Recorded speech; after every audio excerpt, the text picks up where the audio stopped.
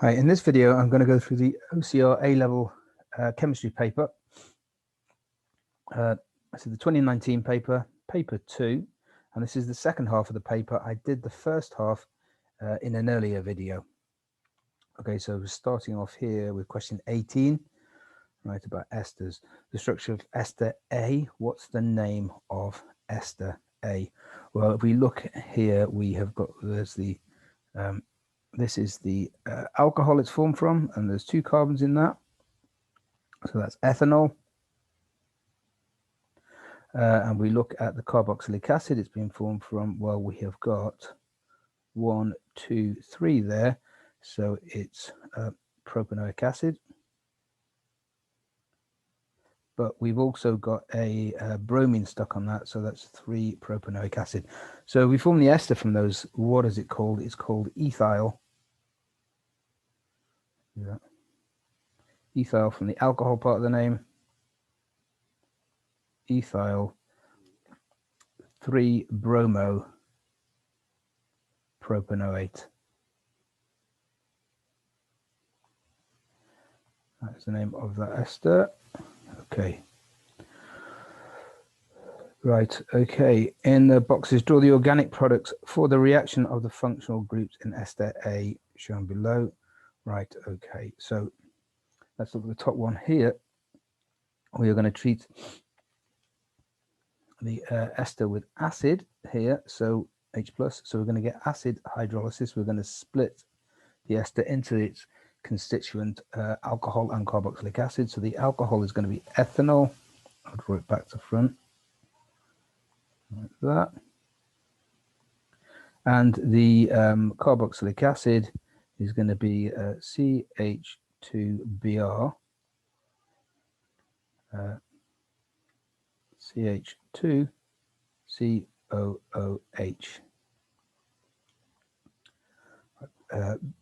3-bromopropanoic acid.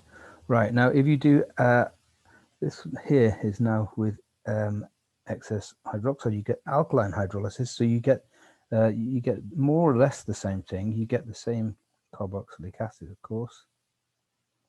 So sorry, the same alcohol, but you will get not the you won't get the carboxylic acid functional group, because you've got OH about. That's going to it's a strong base. It's going to remove the H+ from there, so you're going to end up with a negative charge there.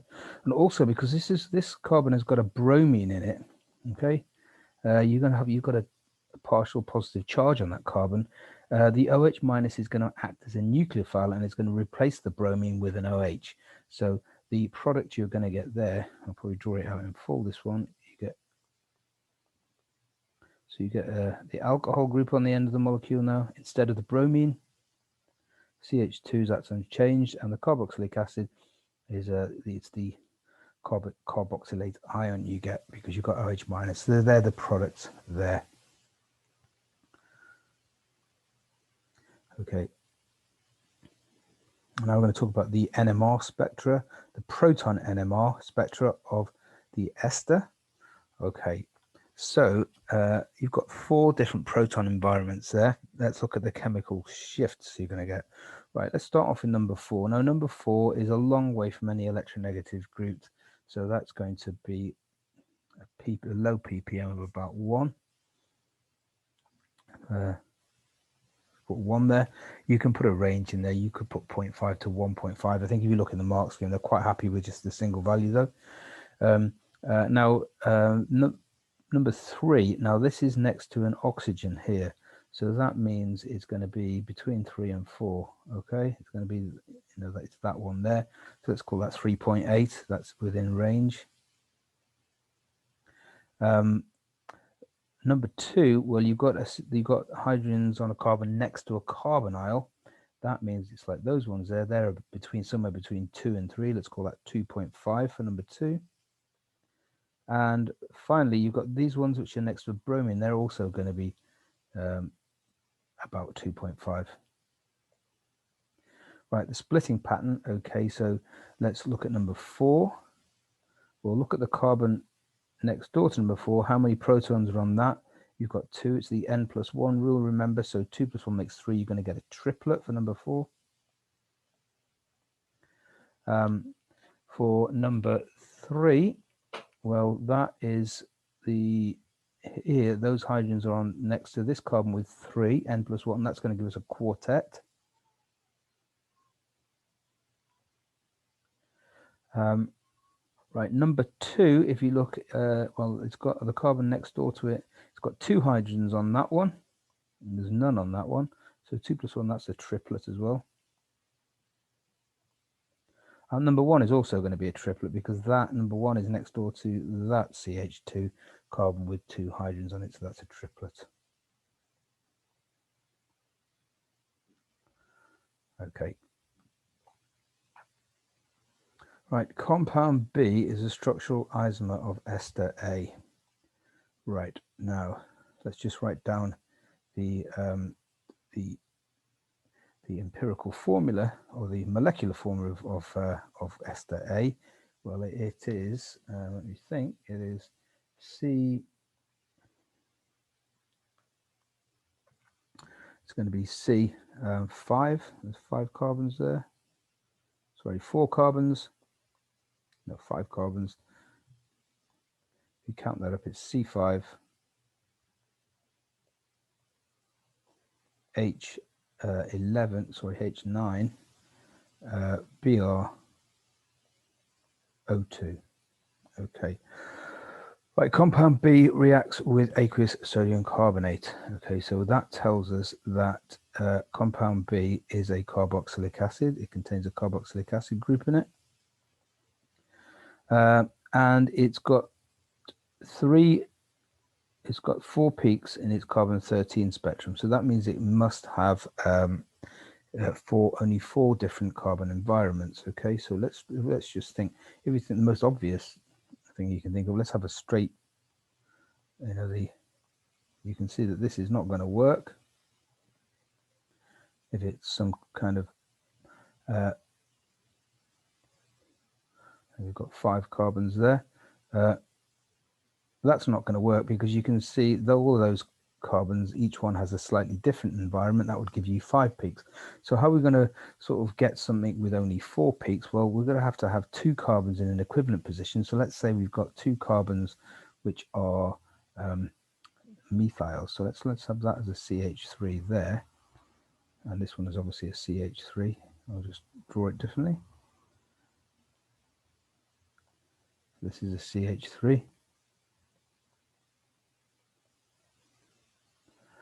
Right, so that would give us, let's think about the environments there. We're going to get 1 environment there, these 2 separate environments, that one 3, and this one 4. That would give us 4 different peaks. Of course, you have to put a bromine on there. Well, there's 2 different places we could put the bromine. We could either put it on there, or we could put it on this carbon. That's perfectly acceptable answer. So you can either have the bromine there, or if you wanted to, yeah, you could have the bromine there. Okay, a polyester is formed from 200 molecules of 4-hydroxybenzoic acid. What's the relative molecular mass of this polyester? Well, let's draw benzoic acid just to see what kind of polymerization is going on there. 4-hydroxybenzoic acid. So we've got a benzene ring, carboxylic acid group, and 4-hydroxy. So we've got an OH on carbon number 4 in the benzene ring. How's that going to polymerize? So it's going to form a polyester. It tells us that. So we're going to get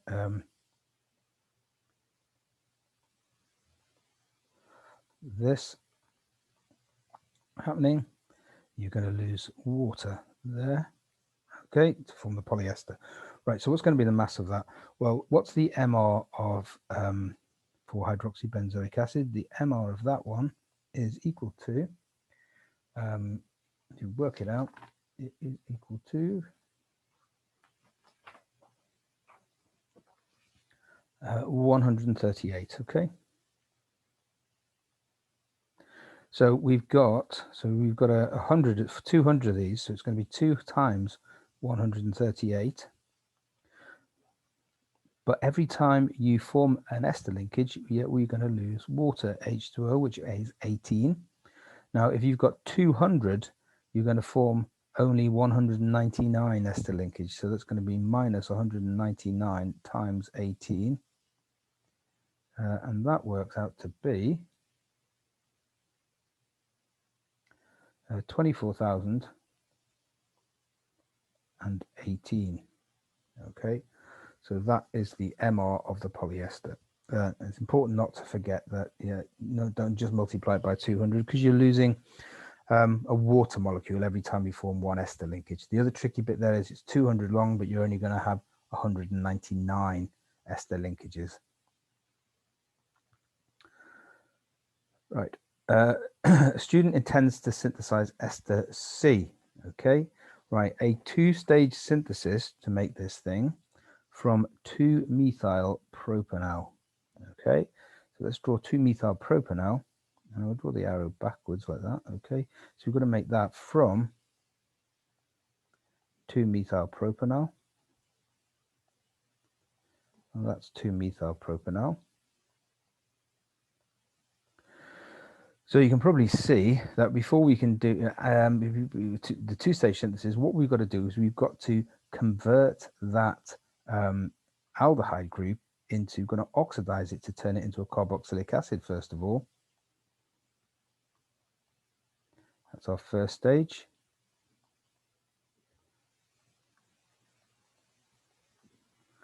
And then, right, we need to stick the methyl group on it. So which alcohol are we going to use there?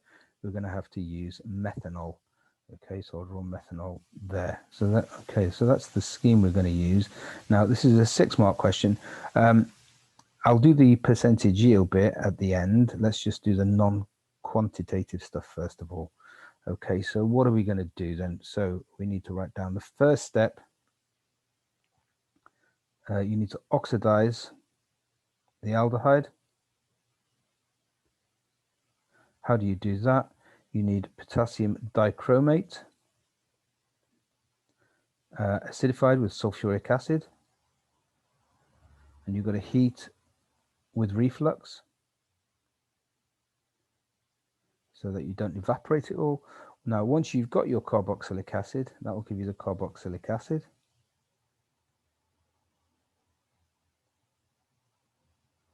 The second part of the synthesis, you have to react the carboxylic acid with methanol, and you will need a sulfuric acid catalyst for that,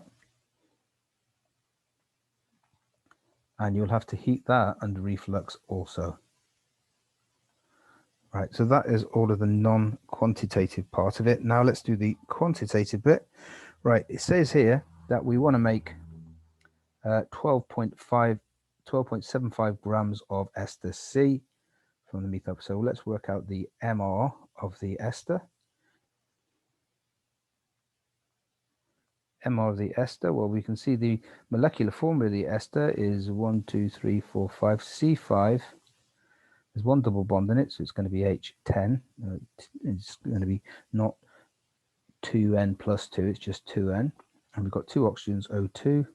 So the MR of that, if you add that up, is equal to 102. The MR of the aldehyde that we're going to start with, this thing here, 2-methyl propanol, well, that's going to be C4. Again, it's H8, twice the number of hydrogens for carbons because it's got a double bond in it, and 1 oxygen only, and that's going to give us an MR of 72. Okay. Right, we want to make 12.7 grams, 5 grams of the ester. Let's work out how many moles of the ester we want to make. So moles ester is equal to the mass over the MR. The mass is 12.75. The MR of the ester is 102. And that gives us exactly 0.125 moles. Right, okay, so now moles of aldehyde we're going to need. Well, 1 mole of ester gives us 1 mole of aldehyde gives us 1 mole of ester. So let's write down the moles of aldehyde. If it was 100% yield, that's going to be the same, 0.125. So let's do the mass of the ester that we're going to require then.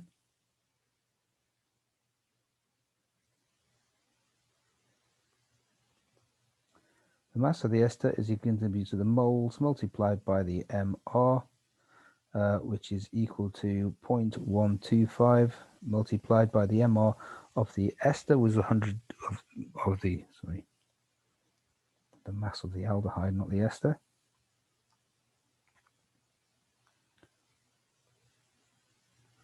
So 125 multiplied by 72 for the aldehyde. That is going to give us 9 grams, okay, if 100% yield. But we don't get 100% yield, we only get a 40% yield. So the way I like to do that is to say, well, let's say 9 grams if 100% yield.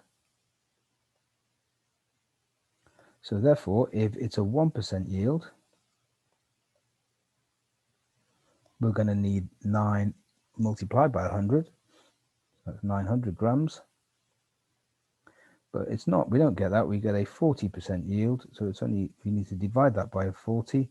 So it's 900 over 40 if 40% yield. And that is equal to 22.5 grams.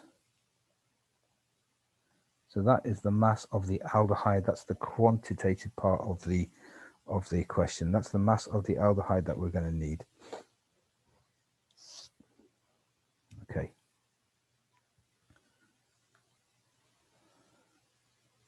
Right, we've got the mass spectrum of ester C there, and we've got the molecular ion at 102 there, but we've also got a lot of fragments, and it wants us to tell us what are the species responsible for Y and for Z. Well, you look at Y, that is 43. Okay, now 43 is it's when you've got 3 carbons, C3H7, okay? And if you look there, that's exactly what you've got there. You've got C3H7 there.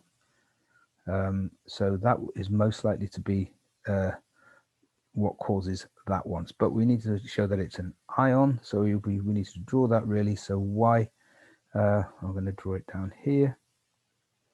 So I'll say Y is CH3 twice, CH, and it's an ion, so we've got to put a plus there. Okay. What is responsible for Z? Well, Z is 71. Okay. I think, right, 71. Right, the MR of the whole thing, sorry, the MR of the whole ester is 102. The whole thing weighs 102. Write that up there. Right, so saying a bit fragmented there, that loses the methyl group. That would be 102 minus 15. That's not big enough. Z has got an MZ of 71. Okay, so it can't be that. Let's get rid of that. But let's say if we broke it off there, okay, that would be 102 minus this, which is, that weighs 16 for the oxygen, 15 for the CH3, that's 31. 102 minus 31 is equal to 71. So I think that is our peak. Z, there is this bit here. Okay, so let's write that down, and it's going to be the ion, of course. So we'd write down CH3 twice, CH, CO, and a positive charge. Okay, that's Y and Z. Right, question is about benzene. Over time, the benzene over time, the Kekulé and delocalized models have been used to describe the bonding and structure of a benzene molecule. Describe in terms of orbital overlap the similarities and difference between the bondings and the Kekulé and the delocalized model. It's only 3 marks for this. Okay, so let's start off with the similarities. Right. Well, they both rely on overlap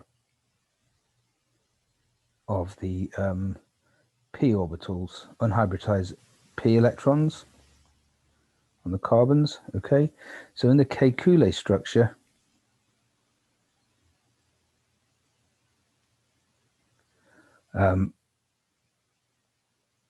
here's the unhybridized p electrons. In the Kekulé, you get alternate single and double bonds, so they just overlap one way. Okay, so they overlap like that, they overlap, and this one overlaps. Okay, so you would get there a pi bond forming, alternate, single, and so a pi bond on every other of the sigma bonded skeleton. That's the Kekulé, but with a delocalized one, that's right. So the delocalized, the p electrons. I'll draw a diagram for this as well. Probably the easiest way of answering this question. Overlap in both directions.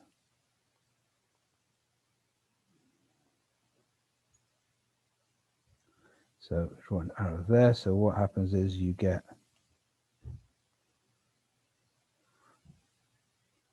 a delocalized, you get so one lobe of delocalized electrons above the plane of the ring and one below the plane. Okay, and so the difference there is you get, and you might want to say, you get the same electron density over the whole ring, whereas in the Kekulé structure, you get that you don't get the same electron density over the whole ring.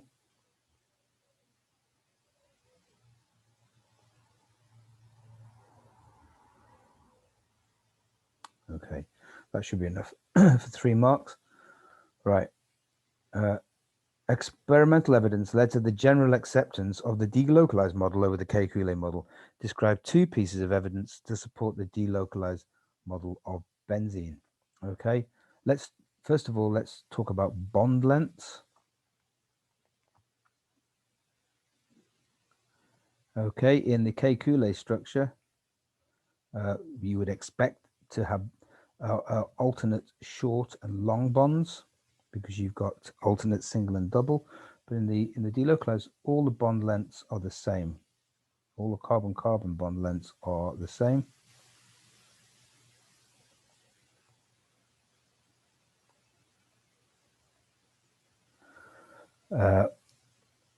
You may also want to add the somewhere intermediate there between the short one for a double bond and the long one for a carbon-carbon single bond.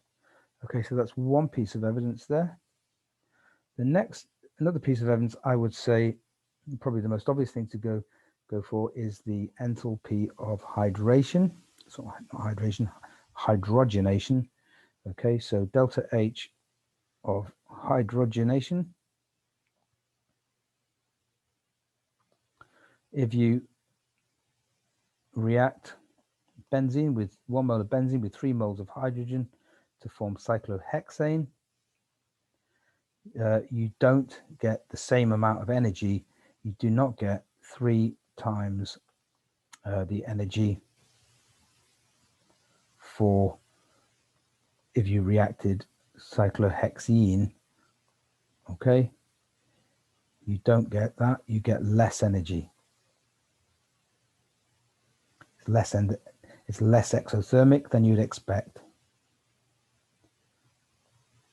Okay, it only asks for 2, but you may also want to, well, if you another third one, which is perfectly okay as well, is you could say that benzene is not as reactive as alkenes.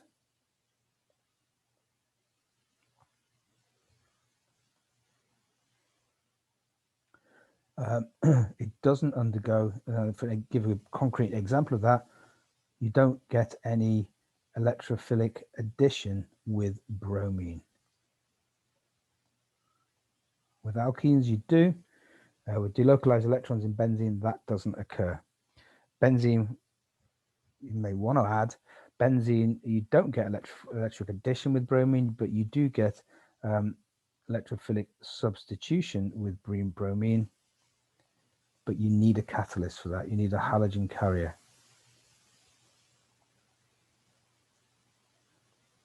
Because it's not as reactive. And when it does react, it reacts in a different way. You get a substitution, not addition. Okay, now here's a question about polymers. Right, so they've drawn the benzene C6H5, well, the phenyl group as C6H5 in these. Right, draw 2 repeat units of the polymers that you can form from compound D and from compound E. Right, now compound D has got a double bond in it, so that's going to form addition polymers. So let's draw that one first. So you're going to get 2 compound, and it says you need to draw 2 repeat units for each of these. So let's do D first. Right, you've got your double bond there. You've got C6H5 there. And you've got another one next door to it.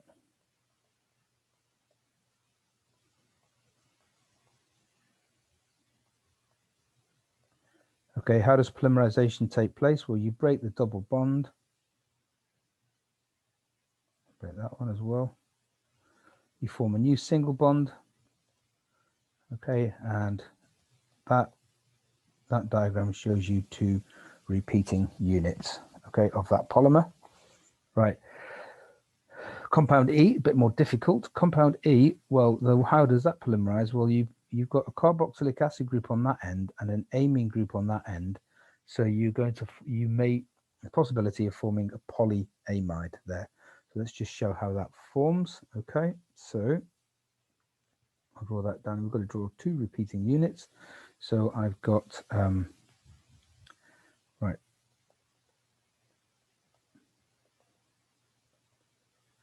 I'll just check that's you've got a hydrogen up there, is it? Yeah, sorry, CH3 and a methyl group. Sorry, CH3 and a phenyl group. And here we've got the amine group on this one next door to it. We have an amine group there.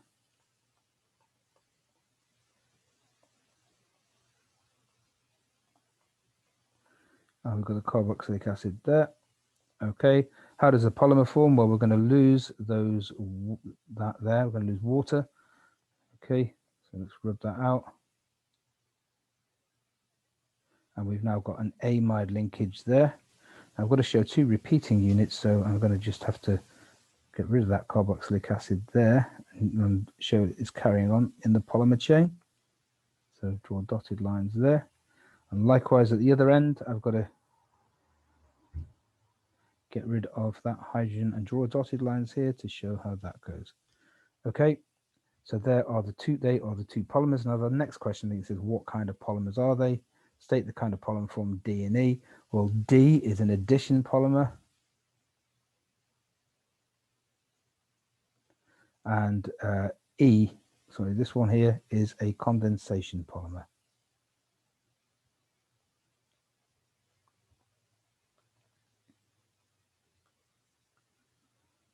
Right, okay.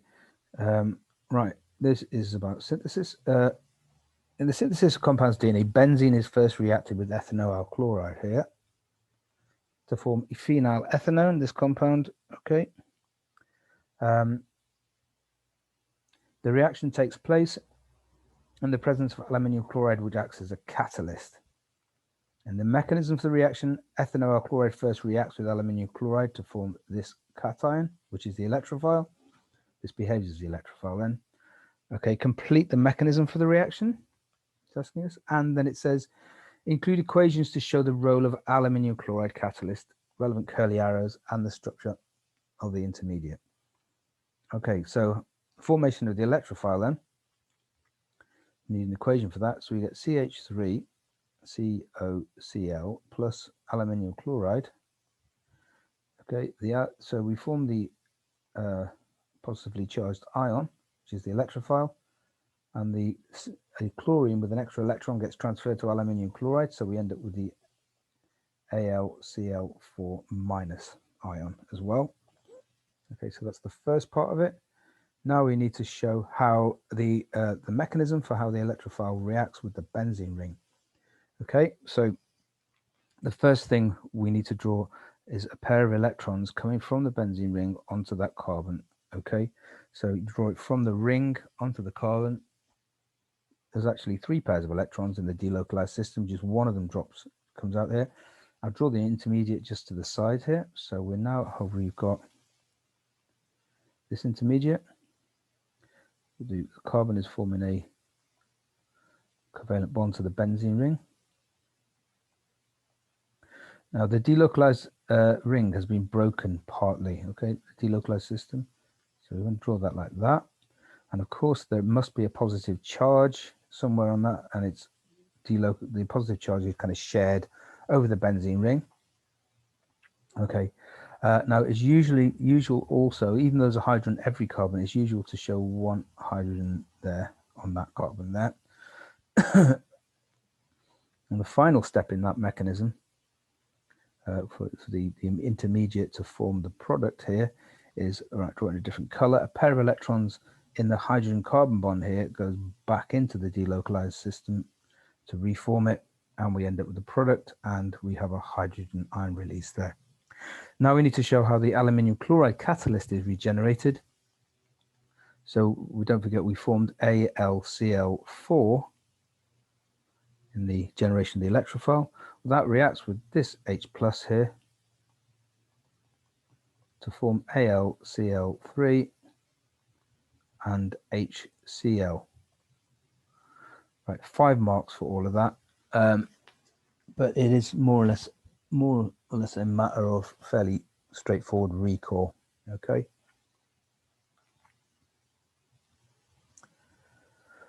Right, then phenylethanone can be used. This is a 7-mark question, and I can't show it all at once because it's quite long.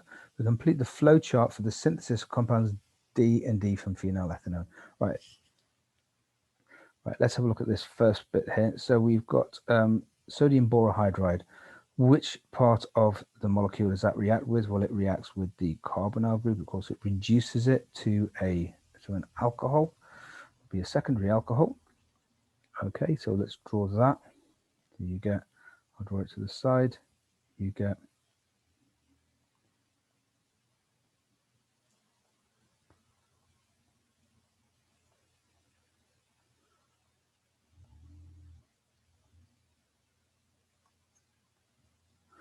that. Okay, then how do we end up with I think I'm going to draw this down a little bit. I'm going to change that.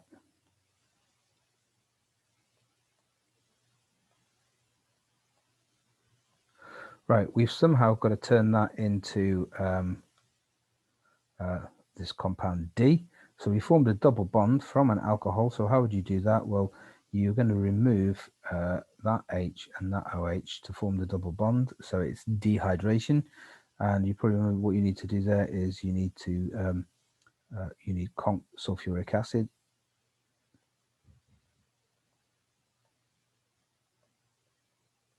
Okay. Right, so that's that part of it done. Now phenylethanone, right, you're going to react that with sodium cyanide followed by acid. Right, that is another nucleophilic addition reaction. So the cyanide is going to, there's a cyanide ion. You've got delta positive on that carbon, that's going to attack there, and that's going to end up forming an alcohol group there. So that compound will look like this. Draw it to the side.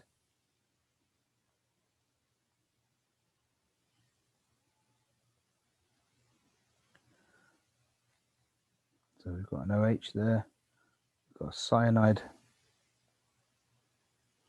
and a methyl group there. Okay, right, now that's the next thing we've got to do now is on the, I'm going to just scroll down a little bit for this. Okay, so all right, I've drawn this product already, and we've got to turn that into this thing here. Well, the only thing we've done, if you look, is we've swapped a hydroxide group, an alcohol group, for a bromine atom. So what we're going to need, that's a nucleophilic substitution reaction, and for that you've got to remember the conditions. You need sodium bromide, but you also need concentrated sulfuric acid as a catalyst for that reaction. So that's the conditions there. Right. So now what we've got to, sorry, that would be the conditions for the previous step, sorry. So we need NaB, sodium bromide there, and conc sulfuric acid. Okay, now the very last bit of it, what have we done? Well, we've done two different things here. We've got rid of the cyanide group, and that's been changed into a carboxylic acid group. And also we've got rid of the bromine, and we've replaced it with an amine group. Okay, now you can do those two steps in either order. I'm going to do the cyanide one first. So we're going to change the cyanide into the carboxylic acid. So I'll just draw the product here. So that's going to be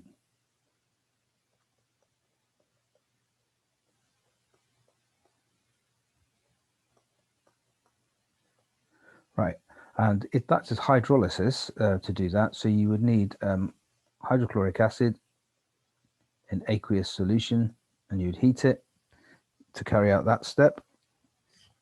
And then this final step, all we've got to do is replace the bromine now with an amine group, and that's nucleophilic substitution, and the nucleophile is going to be ammonia, and you would want excess ammonia when you do that. Otherwise you could get secondary and tertiary amines forming. So ammonia in excess for the last step, and that's 7 marks for all of those structures and reagents and conditions. Right, question 20. Question about chemists use curly arrows in reaction mechanisms. What does a curly arrow show? It shows the movement of a pair of electrons.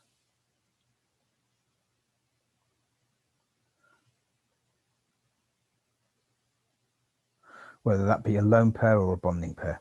Okay, now we've got to, they show us a part of a mechanism here. We've got to draw the products from. So what's happening here is, right, the pair of electrons in this bond, okay, which one belong to the carbon, one belong to the oxygen, they're going to come off and they're both going to go to the oxygen. So that means you're going to form, the oxygen is going to lose its positive charge, it's going to become neutral again. So we're going to get H2O forming there. But it's also going to leave this middle carbon, right? It's given away one of its electrons to the oxygen, so there's going to be a positive charge on that. So it will be a carbocation. Okay, so that is going to be a positive charge on that carbon there. Right, for 2 marks. Use the mechanism in 2 to explain what is meant by heterolytic fission for 2 marks. Okay, right, fission is splitting, is bond breaking.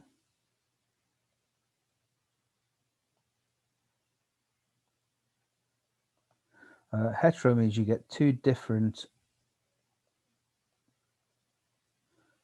fragments, because in homolytic, one electron goes to one atom. In, you've got a share of paired electrons in the bond. In homolytic, one electron goes to one atom, one goes to the other. But in this case, both electrons go to the same atom. in this case, the oxygen atom, and the carbon loses them. Okay, here we've got incomplete reaction mechanism shown below. Complete the mechanism by adding curly arrows and any missing species. Okay, so this is nucleophilic addition followed by elimination here.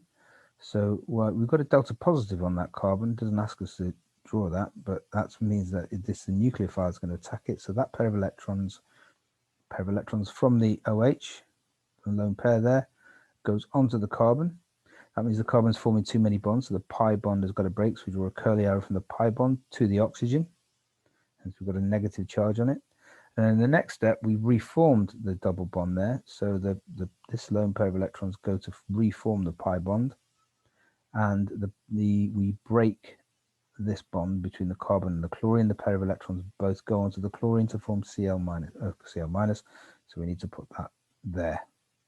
Okay, 4 marks for that. Right, and it says, what is the role of OH minus in this reaction mechanism? Well, as we said before, the OH minus is a nucleophile. It attacks the partial positive charge on the carbonyl carbon.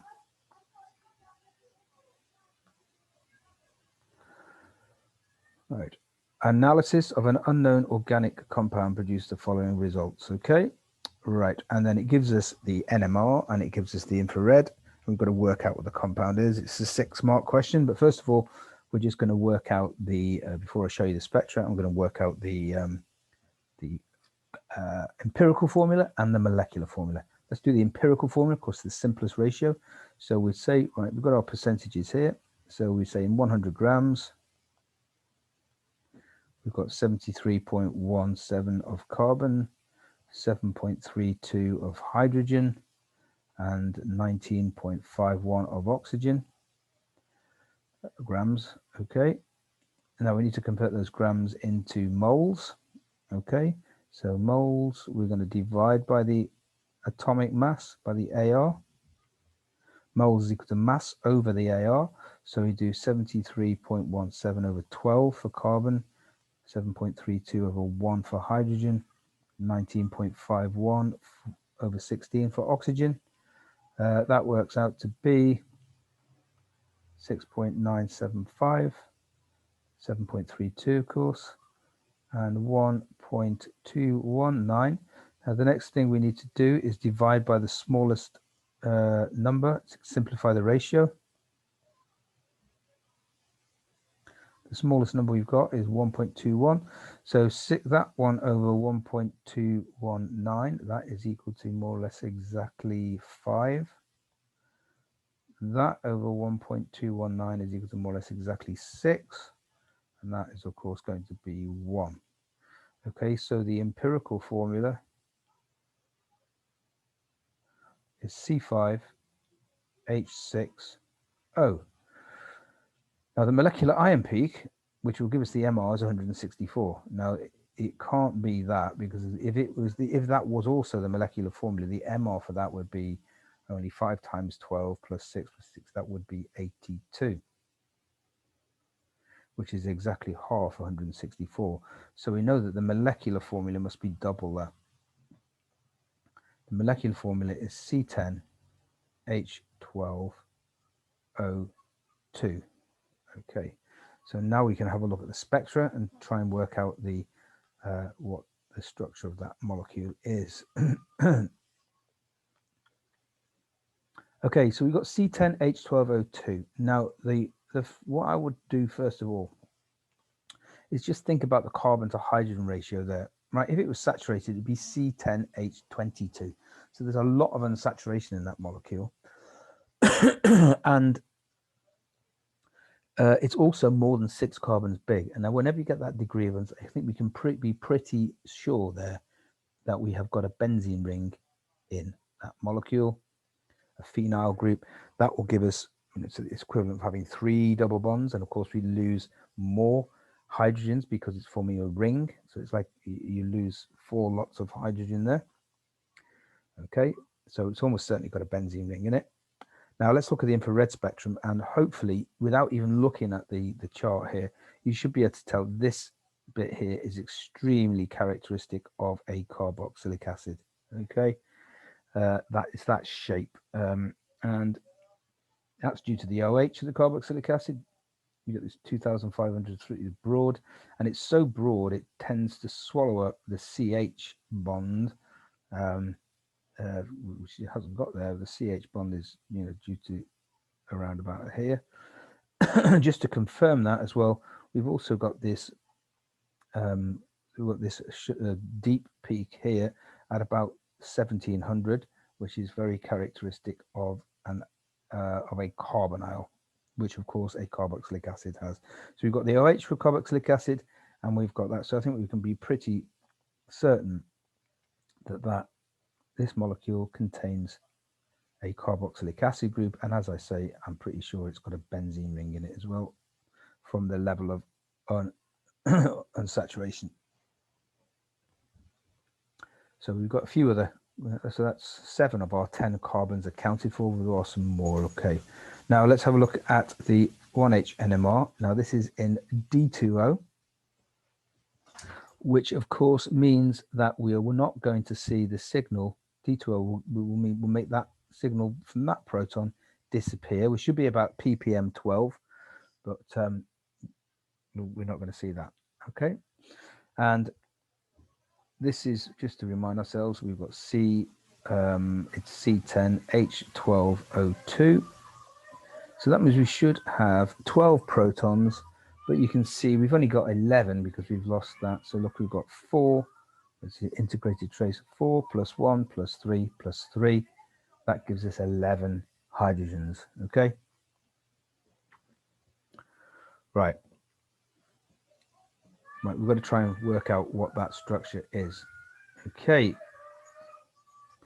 Now, these 4 here, these are protons which are stuck onto a benzene ring with that level of ppm, very characteristic of that. We've got 4, and we've got, we've probably got a couple in a similar, and then one in a slightly different environment. Looking at that there, but we won't worry too much about that. Right, these, this 3 here, it's got to be CH3, and that's got to be a CH3. Okay. Now, this CH3 is split into a doublet. Okay, so I think we've got here that kind of group. Okay, right. Now that means that you can't have any other hydrogens attached to that carbon. So let's try. We could have our benzene ring on here, couldn't we?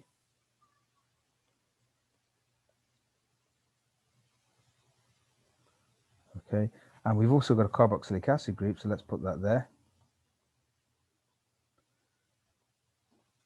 Let's just check what was going to go on there.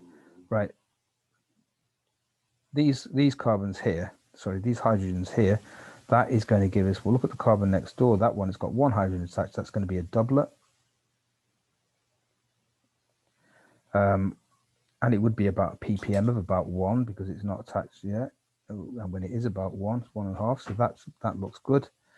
And here, let's look at this hydrogen. Well, look at the carbon there. That's got carbon next door to it. It's got 3. So that's going to be 3 plus 1. That's going to give us a quartet. And that's what we've got there. We've got a quartet. And its ppm would be about 2.5 because it's next door to a carbonyl. Whenever you get a hydrogen on a carbon next door to a carbonyl, it's usually between 2 and 3. So that's looking fine. The only thing we haven't accounted for so far is this CH3 here. And well, there's only really one, well, there's a couple of places we can't stick it on anywhere except the benzene ring. So we could have it on there. Let's just put it there on position number 2. That would be fine. That would give us a singlet. And whenever it's on a benzene ring, you do get a ppm of about 2, between 2 and 3. So it's about the right chemical shift. And then we've got these 4 other hydrogens, which I'll do in orange, which are these ones here on the benzene ring. Right, then the CH3, it could go on position 1 or position 2 or position 3. I think they allow you any of them in the mark scheme. Okay, I think position 4 is a little bit unlikely. There's no marks going for this, but position 4, I don't think it's on position 4, because then you've only got those, you've got like 2 sets of hydrogens on the benzene ring, which are very similar. There's some symmetry there. Okay, but so I think it's probably more likely to be on position 2 or position 3, but I think wherever you put it, you're going to get the marks. That is the structure there, and that is the end of the paper.